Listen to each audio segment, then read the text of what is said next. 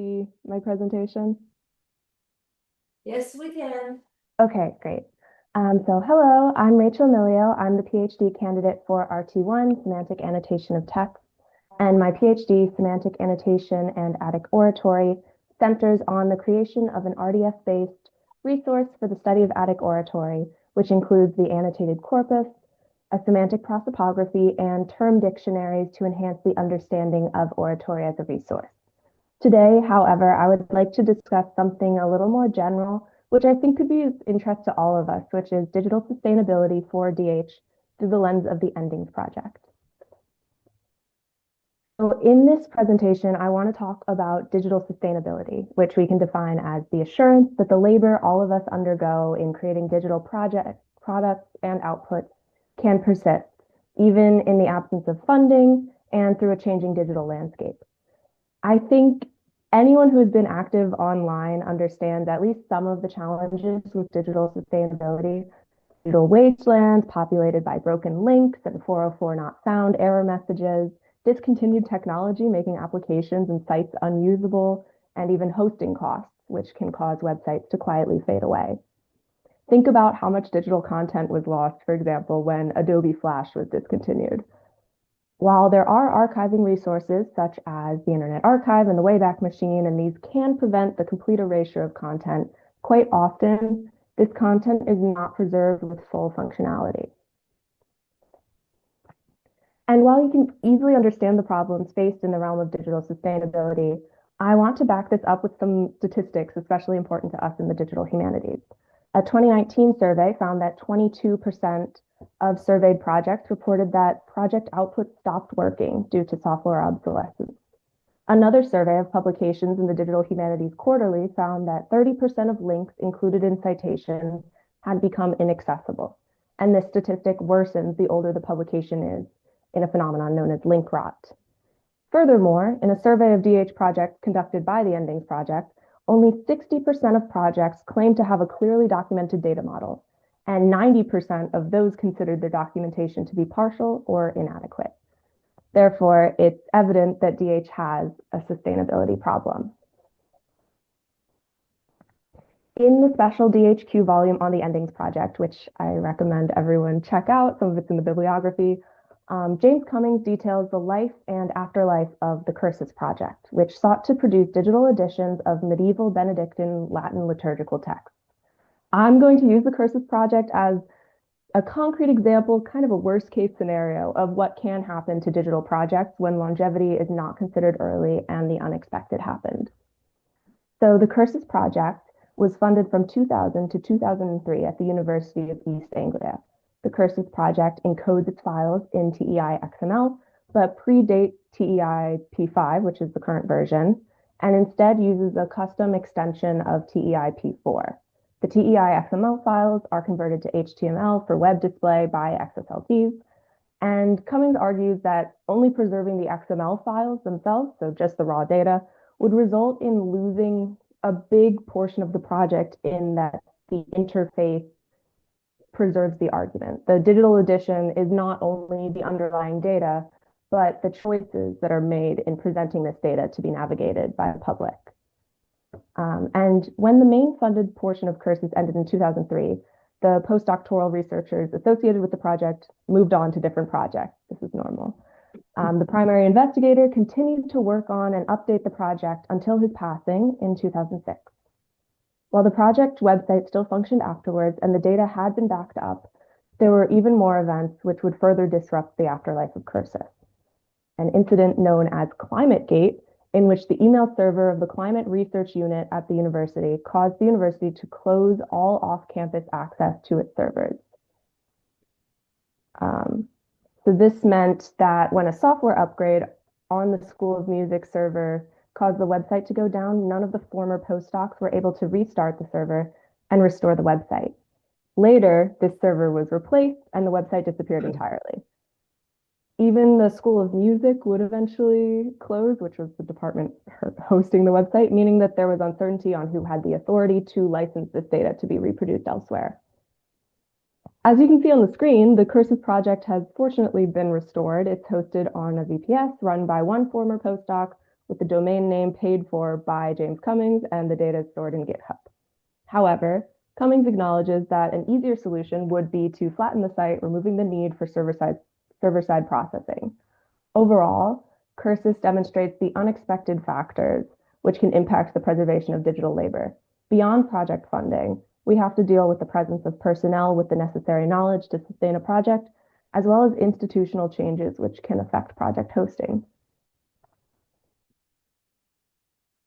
But the Cursus problem is just one example. Any digital humanist can think of their own Cursus project within their own specialty. If you visit, for example, the Digital Classicist Wiki, for every link which leads to an up-to-date and usable website, there's another which leads to either an archived version with reduced functionality or a link which doesn't lead anywhere at all.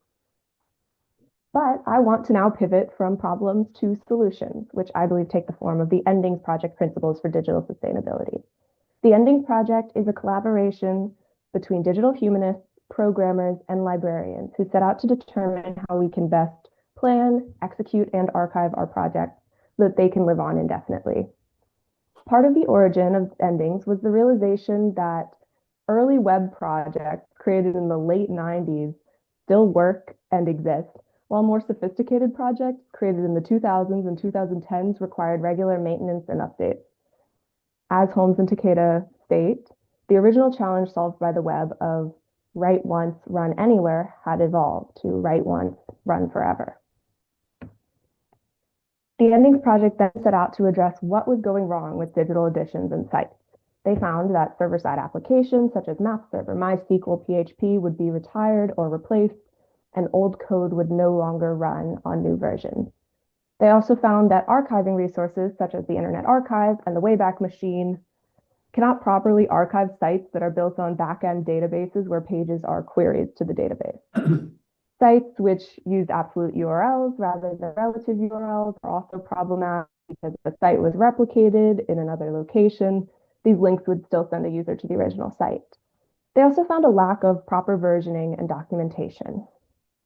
This can all be summarized by the assertion that we had spent, it seemed, a dozen years enthusiastically generating fragile, unmanageable, unmaintainable, unarchivable contraptions, and we were going to pay the price for our thoughtlessness. The Endings Project created principles for digital preservation and longevity in an attempt to remedy these failures. So the first of these principles is data. Endings defines data as the source material from which end user products are generated.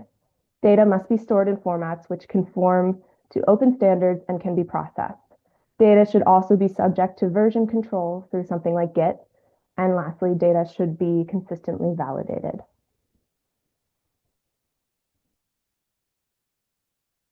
Endings acknowledges that documentation, which is the second category of principles, is frequently an afterthought in projects with funding deadlines.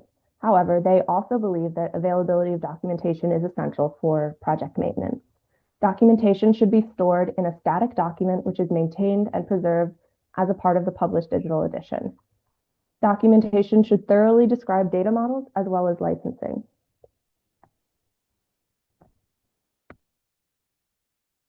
Processing, the third category, is not any one particular pipeline, tool, or programming language, but the steps necessary to create robust, sustainable, archivable resources. Processing must include relentless validation and continuous integration, in which a change to source data requires an entire rebuild of the site. Processing code should follow Endings principles as well and be stored with the source data.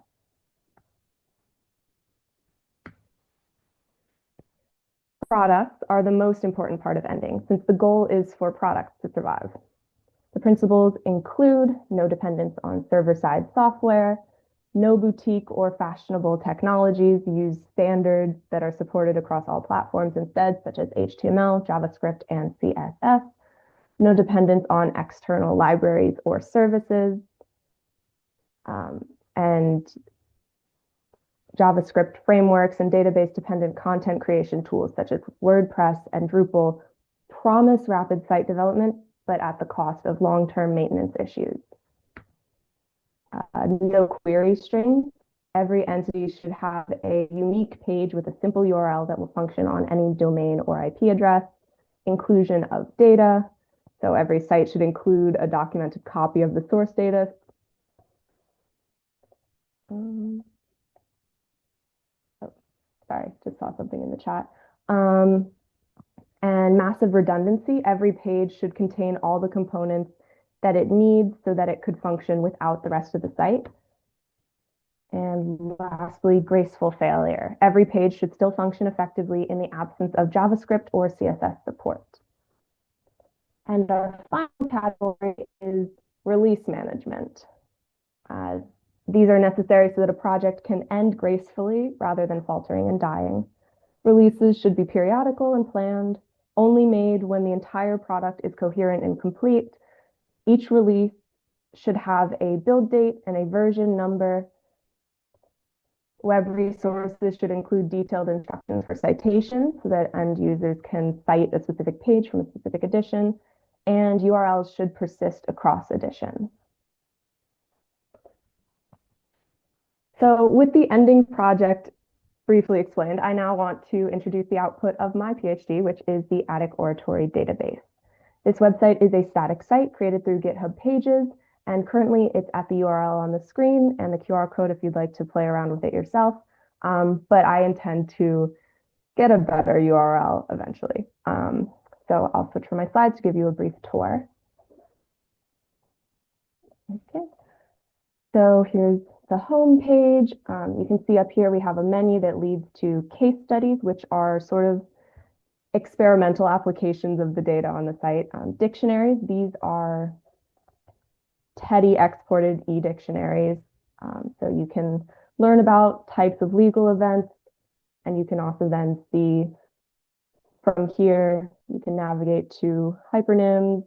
You can also navigate to objects of the type. We have indices. So these are where they store, for example, all 1,368 people, and you can search, you can filter. So if you wanted to find women who are defendants, we have two. And then from here, from one of these people, you can then get to their information, their identifier from the Persons of Ancient Athens prosopography, their legal roles, and in-text references to these people. Then we can go to this is a legal event. It's argued in this speech. We have our plaintiff and our defendant. The speech type, if you wanted to go back to the dictionary to learn what is a suit for damages. Here you can see the speech. You have the text, and you also have a list of all the people who are mentioned in that text. And then lastly, we have a very robust documentation section where I explain as much as I can about what went into making this site. So we have stuff like visualizations of the data models, essential characteristics, all sorts of stuff like that. For the sake of time, I won't go much more into detail on this, but you're welcome to spend as much time as you want on the site.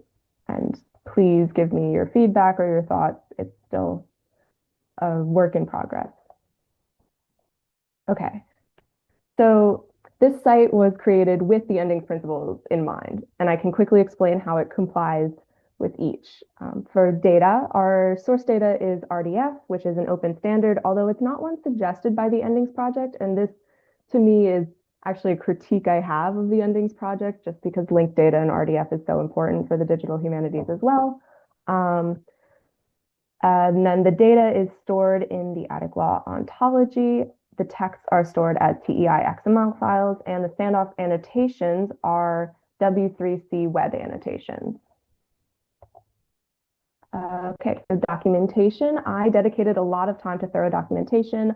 I used the documentation guidelines in middle 2023, which is also in the bibliography. I found it really helpful in that it outlined all the different categories that your documentation should cover.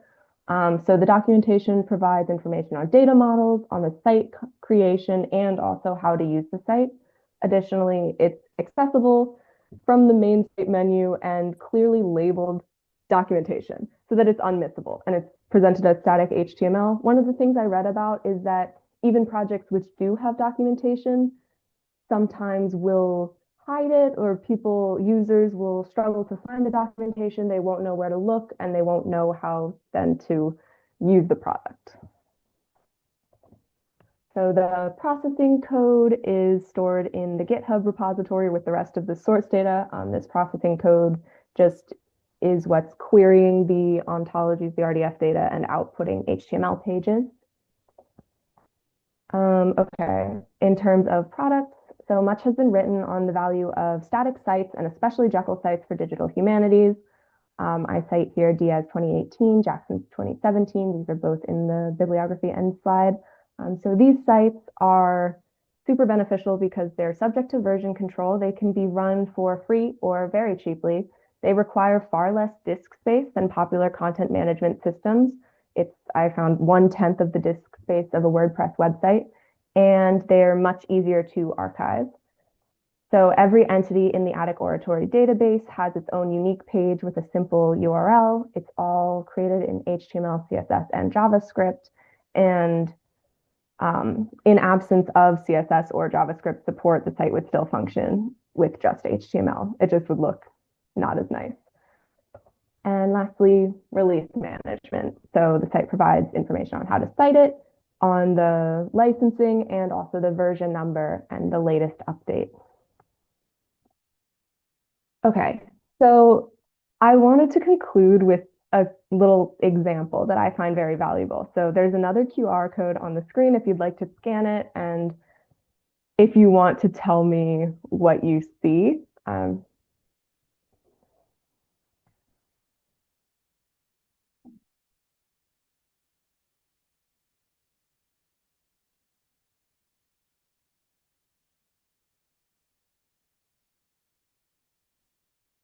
So you should be seeing a very simplistic HTML page, very, very old internet. But this is actually one of, if not the first web pages ever created by Tim Berners-Lee. And it's not beautiful, right? It's very bare bones. It's just HTML. But to me, I find it very striking how it functions exactly as it was intended to, all these like decades and decades later. It renders in any browser. It should work on your phone the same as it would work on your laptop. And at the end of the day, what I've been grappling with is if I have to choose between a beautiful cutting edge website and a website that I know will still function decades from now, I would much rather my work be sustainable. So this is the power of like a simplistic output that's reliant on web standards rather than boutique technologies. I think if we wish for our products to also survive, we can all learn a little bit from the ending principles. And here is my bibliography. And if you have any questions, I'm happy to answer them.